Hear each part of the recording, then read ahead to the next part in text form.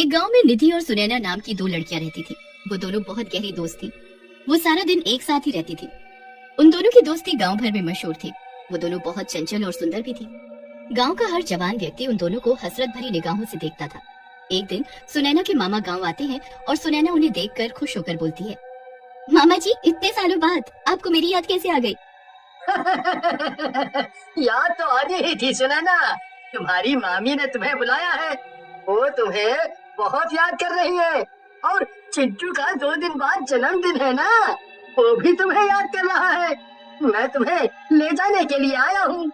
सुनैना ये सुनकर खुश हो जाती है। वो निधि से कहती है, चल निधि, तू भी हमारे साथ चल। मेरा वहाँ अकेला मन नहीं लगेगा।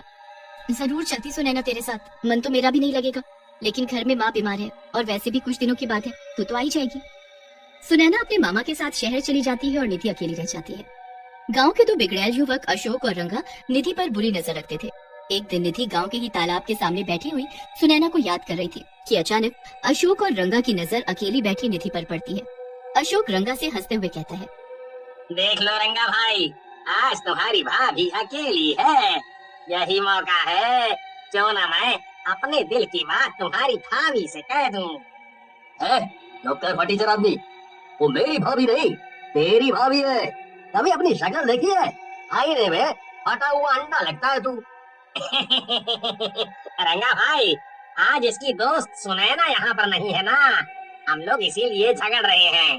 अगर वो भी यहाँ होती तो हम दोनों एक एक से दोस्ती कर लेते हैं। और तुझे क्या लगता है, अगर सुनैना यहाँ होती तो क्या वो भी हमसे दोस्ती करने के लिए मान जाती?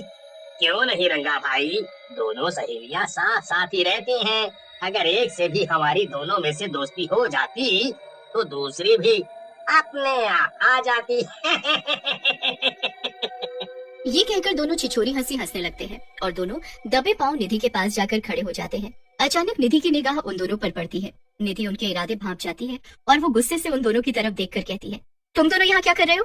तुम यहाँ पर अकेली बैठी थी, हमने सोचा चलो तुम्हारा अकेलापन दूर कर दिया जाए, क्यों ना तुमसे दोस्ती कर ली जाए। अपनी बकवास बंद कर, मुझे ज्यादा परेशान करेगा ना तो मुखिया जी से शिकायत कर दूंगी। अभी परसों ही तो चप्पल और चिमटी से तुम दोनों गांव भर में पिटे हो, फिर भी अपनी छिछोरी हरकतों से बाज नहीं आते। चले जाओ यहाँ से। निधि की बात सुनकर अशोक और रंगा गुस्सा हो जाते हैं। अशोक गुस्से से रंगा से कहता है, रंगा भाई, ये कुछ ज्यादा बोल रही है? आज इसे अपनी भाभी बना कर ही छोड़ो। हाँ। रंगा निधि को पकड़ने के लिए बुरी नीयत से आगे बढ़ने लगता है।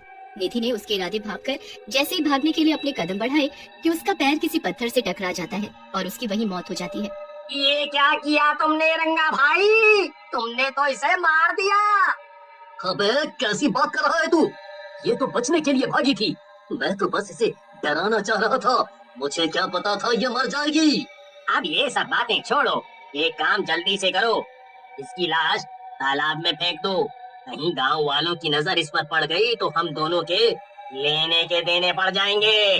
सभी गांव वालों ने हमें इस तालाब की ओर आते हुए देखा है। हाँ। तुम सही कह रहे हो अशोक, हमें ऐसा ही करना चाहिए। इतना कहकर दोनों निधि की लाश तालाब के अंदर फेंक देते हैं। कुछ दिन बाद सुनैना गांव आती है, मगर वो निधि को मौजूद नहीं पाती। सुनैना निधि को हर जगह ढूंढती है, मगर निधि कहीं नहीं मिलती। सब गांव वाले उससे कहते हैं कि निधि कुछ दिनों से दिखाई ही नहीं थी। सुनैना निधि की माँ से भी पूछती है, माँ, क्या निधि गांव से कहीं बाहर गई हुई है क्या? मैंने हर जगह ढूंढा लेकिन वो मुझे कहीं नहीं मिली। नहीं बेटी, मैं खुद कुछ दिनों से परेशान हूँ। मुझे लगा था कि शायद वो शहर चली गई है, क्योंकि वो तेरे बगैर रह नहीं पाती थी ना। ठीक है माँ, मैं चलती हूँ, आप परेशान मत हो, आ जाएगी वो घर। उदास होकर सुनैना उसी तालाब के पास जाकर बैठ जाती है जहाँ पर निधि की मौत हुई थी। सुनैना वहाँ पर रो रो कर निधि को याद कर रही होती है। मेरी प्यारी सहेली निधि, तुम कहाँ चली गई? मैंने तुम्हें हर जगह ढूंढा लेकिन तुम कहीं नहीं मिल रही। आखिर कहाँ हो तुम? तुम्हारे बगैर मुझे बिल्कुल भी अच्छा नहीं लग रहा। निधि, तुम कहीं भी हो, वापस आ जाओ। अचानक से रंगा और अशोक फिर वहाँ पर आ पहुँचे और रंगा की नजर अकेली सुनैना पर पड़ जाती है। रंगा अशोक की तरफ देख कर कहता है, देख रहे हो अशोक, सुनैना निधि से ज्यादा खूबसूरत है। आज तो मैं उसे तेरी भाभी बना कर ही छोड़ूंगा। कहीं तुम पागल तो नहीं हो गए रंगा भाई? अभी कुछ दिन पहले ही इसकी दोस्त निधि यहीं मरी थी। हमें यहाँ से चलना चाहिए, मुझे कुछ ठीक नहीं लग रहा। तू तो हमेशा से डरपोक रहा है साले। जो मैं इसकी दोस्त के साथ नहीं कर पाया, इसके साथ जरूर करूंगा। इतना कहकर रंगा सुनैना के पास चला जाता है। सुनैना उन दोनों को देखकर चौंक जाती है।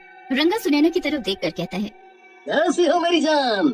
लगता है यहाँ पर बैठकर अपनी दोस्त को याद कर रही हो। कभी कभी हमें भी याद कर लिया करे जाने मन। रंगा ने ये बात कही ही थी कि अचानक चारों तरफ हवाएं चलने लगती हैं और तालाब के अंदर से अजीब अजीब सी डरावनी आवाजें आने लगती है।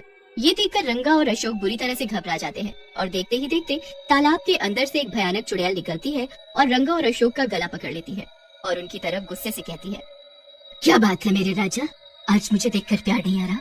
आज मुझे देखकर प्यार नहीं करोगे? चुड़ैल! अशोक भाई, ये कहाँ से आ गई? हाँ, मैं चुड़ैल हूँ। मैं उसी वक्त चुड़ैल बन गई थी जिस वक्त तुम दोनों ने मुझे उस तालाब के अंदर फेंक दिया था। मैं कब से तुम दोनों का यहीं पर इंतजार कर रही थी। चाहती तो मैं गांव में आकर भी तुम दोनों को मार देती, लेकिन मैं तुम्हें इसी जगह पर मारना चाहती थी। अब तुम दोनों मेरे हाथ से नहीं बचोगे। रंगा और अशोक ने चुड़ैल से बहुत मिन्नतें की, लेकिन चुड़ैल ने उन दोनों का सर धड़ से अलग कर दिया। सुनैना ये सारी वारदात बहुत गौर से देख रही थी। उसने चुड़ैल से डरते डरते कहा, मुझे मत मारो चुड़ैल जी, यहाँ पर मेरी दोस्त अकेले अक्सर बैठ जाती थी। मैं उसी की याद में यहाँ पर बैठी हुई थी, मुझे जाने दो। चुड़ैल सुनैना के करीब आ गई और उसने सुनैना से कहा, कैसी हो मेरी प्यारी सुनैना? तुम जिसे याद कर रही हो वो मैं ही हूँ।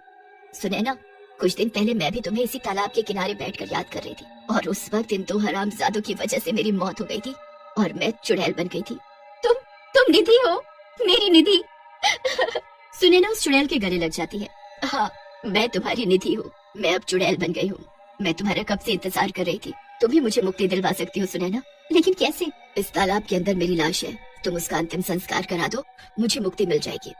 इतना कहकर चुड़ैल पानी के अंदर चली जाती है और एक कंकाल लाकर सुनैना को थमा देती है। सुनैना सारे गांव वालों को इकट्ठा करके अशोक और रंगा की सारी करतूत बताती है। गांव में से एक व्यक्ति उस चुड़ैल से कहता है, तुम्हारे साथ बहुत बुरा हुआ निधि।